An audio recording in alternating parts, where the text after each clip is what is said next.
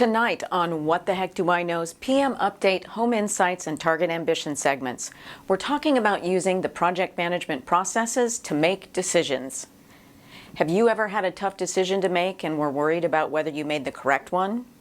Did you ask all of your friends and look up your situation online if you could find something similar? Did you know that using a project management approach to making choices and decisions can help you weigh your alternatives? Find out more on this episode of PM Update when we return, so stay tuned. Hey guys, I really enjoy making these videos for you, so if you get value from them or know someone who would, please support us by hitting like, subscribe, leaving comments, and sharing. What the Heck Do I Know presents PM Update with Leah and Mia. And now your host, Leah. Welcome back to PM Update. I'm Leah.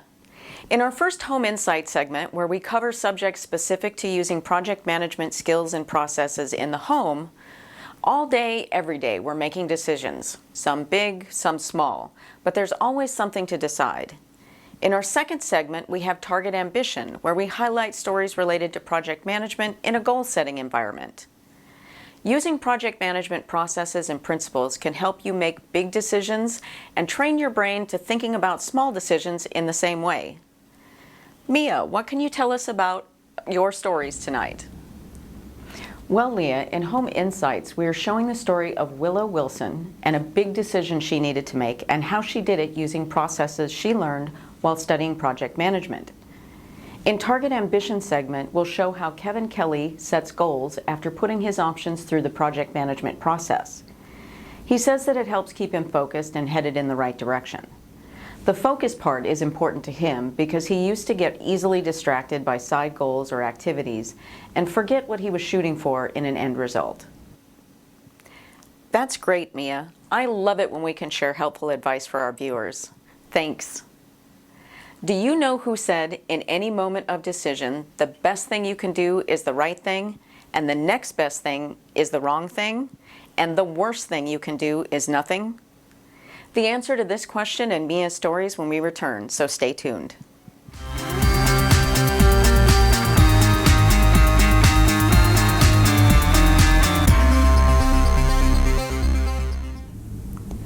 Willow Wilson is a single mother of two and works on a project controls team for a large construction company as a scheduler. She has been renting a house from a friend for the past year, but her friend needs to sell the house now, and Willow needs to find another place for her family. She is also saving up to buy her own place eventually, so she needs to be very careful about her decision so as to not get off track with her savings goals. She has enjoyed very reasonable rates for the last year and knows that it is unlikely she will be able to find a similar standard of living at the same rate. Willow has a good job, but she knows a new place is probably going to take up a larger portion of her income. So she starts by reviewing her bills just to remind herself where the rest of her money is going. She is currently paying $1,000 a month for the home she is renting, but she knows that $1,500 is standard for the neighborhood and size. She knows where she ends up is going to be a complicated decision, so she starts looking at it like a project. How can she maintain an equal standard of living for her family with the same amount of money after the move? Willow starts initiation and planning by writing down her current budget. $1,000 for rent, $550 for utilities, $400 for transportation, $600 for food, $400 for insurance, $200 for medical and health care, $800 for savings, and $50 of discretionary spending. Since there isn't much room in her current budget for discretionary spending, she knows that she is going to have to downgrade from a house to an apartment. Willow starts collecting data and doing research by looking at advertisements online for apartments. She knows that she wants to stay in the area if possible because she doesn't want her kids to change schools. After she finds 4 that are available and sort of in her price range, she makes appointments to view them all and meet with the landlords. The first place she looked at was half of a duplex. She liked the idea of staying in a house instead of an apartment. It was $1,200 per month, though, and with her bills being the same, she did not think she could afford it. The landlord was also kind of rude when showing the place, and having him be right next door all the time did not seem like it would be a good situation. The second place was a large apartment complex that had a play area for children, but seemed kind of run down. It was $1,100 per month, but the only utility she would have to pay for would be electric, so it was definitely affordable. There was also a very well-organized and pleasant management company that ran the property. They told her that they were planning on doing some renovations that year. The third property was also in a large apartment complex, but much nicer than the first one. It also had a play area and community building and a management company running it. They were a half hour late to the meeting, though, so she did not feel they were as well organized. Rent was $1,300 per month, but there was a discount for new leases, and her first month would only be half that. Not quite in her budget, but close. The fourth apartment she looked at was in a small apartment building with only 6 units total. The landlord lived in one of the apartments, and she was also a single mother, just like half the other tenants. There was no play area on the property, but there was a park nearby. It was a little far for the kids to walk, but probably a good distance if they used scooters. It was very well maintained and $1,100 per month. But her utility bills here would be higher because they would be paying for more than just electric. Now that Willow had collected all the data, it was time to plan out each of the 4 scenarios to see which she could afford. Her favorite was the fourth location, and her least favorite was the first one. She eliminated that one without even considering it. Too expensive, and she did not like the idea of living next door to a landlord she did not like. So now she was down to 3 choices. Willow planned out the expenses of each of the possible moves.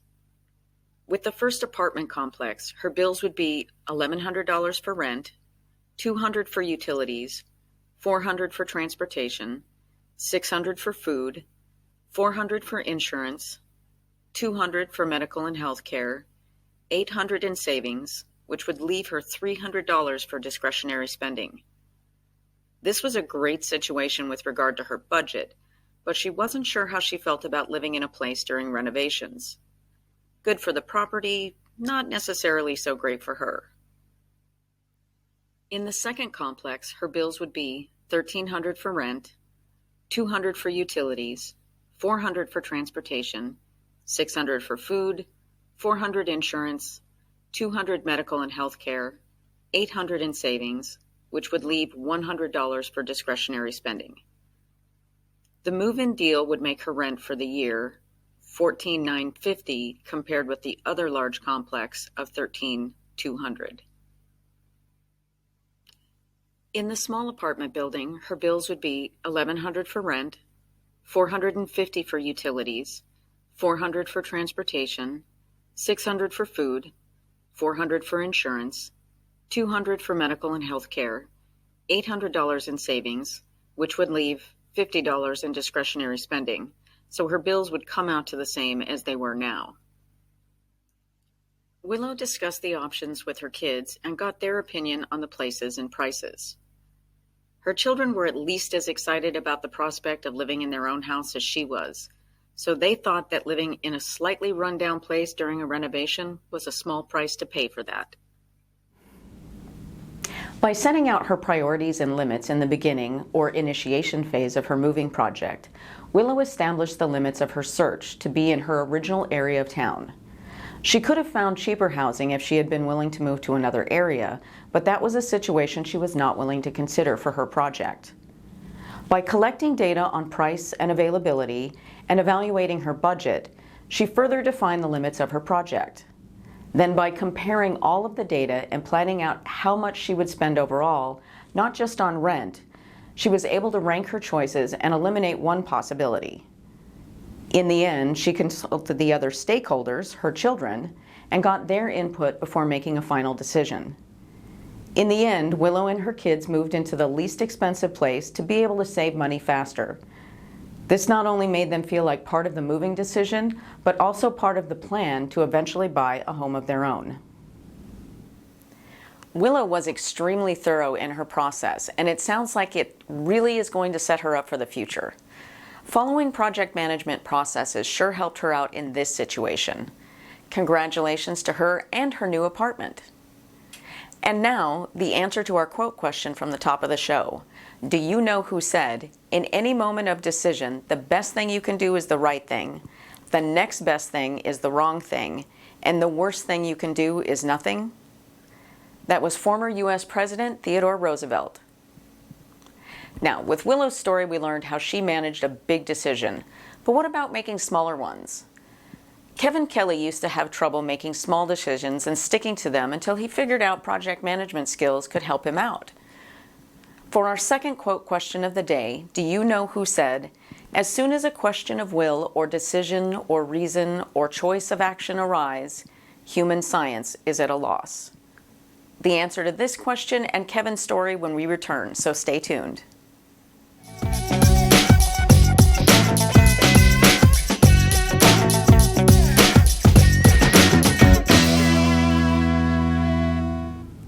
Kevin Kelly describes himself as being a little on the ADD spectrum when it comes to planning things in life. He has lots of ideas and things he wants to do, but he has had a hard time focusing on one at a time, or finishing them. His 30th birthday is coming up, and he realized that the mental list of all the things he thought he would have finished or accomplished by now isn't even close to being done. And now that he's older, the things he wants to do have changed. So he decided to make a new effort towards reaching some real goals before time gets away from him. When he mentioned his plan to his friend Christoph, he laughed. Christoph reminded Kevin that nothing had changed, and if he wanted this attempt at progress to work, he was going to have to find a different way of doing it. He suggested to Kevin that he look up some information on project management online and follow the processes before he even started to pick his goals, then offered to help him if he had any questions. Kevin did the research his friend suggested, but didn't really see how it would apply to his situation at first. He pushed through a couple of different websites that covered the 5 main stages and the multiple internal elements, but he just didn't understand why in the world Christoph thought this would help him. He was setting goals for himself to be more employable, not building a house or creating a software application. So he called his friend to help him sort it out. Christoph explained that he needed to think about what he was doing before diving into it, just like he would on a project. He needed to figure out what his end state should be, then figure out what it would take to get there. For example, if his end goal was to be a lawyer, then he would need to go to law school and pass a bar exam, and a whole bunch of other little things that are part of those 2 big ones. So what is it you want to do? Call me back when you decide and we can walk through it together. Kevin went out to do some thinking about what he really wanted to do with the rest of his life. He had been working as a journalist, but really wasn't interested in it anymore. He loved the writing aspect, but he didn't like descending on people on their worst days in order to do his stories. Public relations or marketing seemed like they would be a good career move. Lots of opportunity for writing, and about things that weren't sad or depressing. He called Christoph and decided to meet for a coffee again to work on his project management plan. Now that Kevin knew what he wanted to do, they needed to figure out how to do it. Both jobs required experience writing that Kevin already had. And since they both rely heavily on digital media, it seemed like a good idea to take the Google Analytics and AdWords certification exams.